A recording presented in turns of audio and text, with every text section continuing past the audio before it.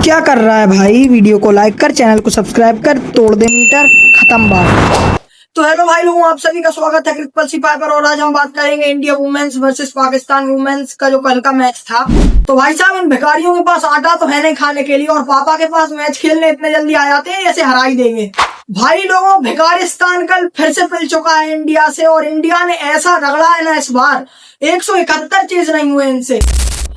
और इस मैच की जेड स्टोन रही स्मृति मानधना, जिसने बहुत ही अच्छे रन किए, 64 रन किए 44 बॉलों में, और टीम के लिए तो ये बहुत ही अच्छा है।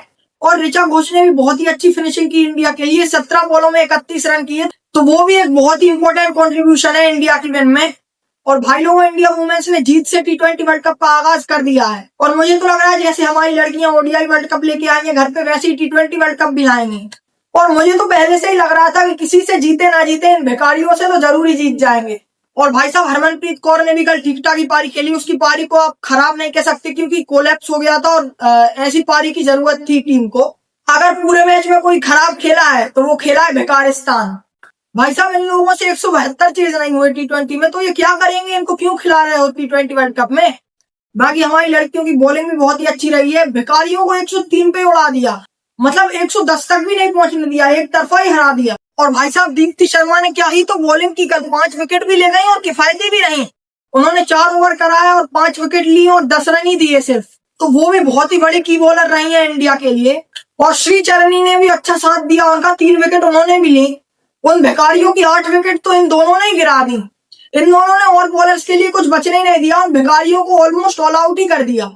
और शफाली वर्मा बैटिंग से कुछ खास कर नहीं पाई, लेकिन बॉलिंग में 1 विकेट मिल गई, तो ठीक ठाक परफॉर्मेंस है, बुरा नहीं कह सकते उनसे भी। और क्या ही तो मैच हुआ, इंडिया ने बहुत ही अच्छा खेला। तो चलो भाई लोग, अब थोड़ा बहुत बात कर लेते हैं इंडिया वर्सेस अफगानिस्तान की ODI सीरीज की। तो भाई साहब, एक बहुत ही बड़ा सवाल चल रहा है, क्या अफगानिस्तान कमबैक कर पाएगा? क्योंकि फर्स्ट ODI में वो बिल्कुल क्लूलेस दिखे, रहमानुल्लाह गुरबाज के अलावा कोई अच्छा खेला ही नहीं है। और अफगानिस्तान के कैप्टन ने भी कहा कि रहमानुल्लाह गुरबाज जैसा खेल रहे थे उस हिसाब से हमें तो लग रहा था कि 220-230 बनेंगे, लेकिन अनफॉर्चुनेटली वो आउट हो गए और 190 बना पाई उनकी टीम।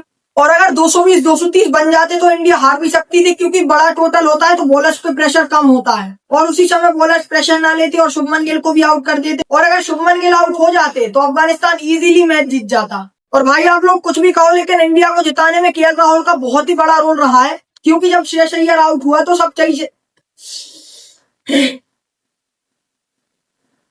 क्योंकि जब श्रेयस अय्यर आउट हुआ, जब सब सही चल रहा था, और वो 18 बॉलों में उसने 40 किए हैं, वो 18 बॉलों में वो 20 भी कर सकता था। और अगर वो 18 में 20 या 18 में 18 करता तो इंडिया के जीतने के चांसेस बहुत ही कम हो जाते, और इंडिया उधर से इजीली हार सकता था, कोई बड़ी बात नहीं थी। और अगर रोहित शर्मा की बात करें तो उनके रन आउट में आप गिल को ब्लेम नहीं कर सकते, क्योंकि वो तो इंटरेस्टेड थे रन भागने में, लेकिन बॉलर सामने आ गया था, तो उनकी गलती कुछ नहीं है उसमें। लेकिन फिर भी रोहित शर्मा के फैंस तो गिल को ही ब्लेम कर रहे हैं। एक बार और ऐसा इंसिडेंट हमें देखने को मिला था 2024 की इंडिया वर्सेस अफगानिस्तान की T20 सीरीज में।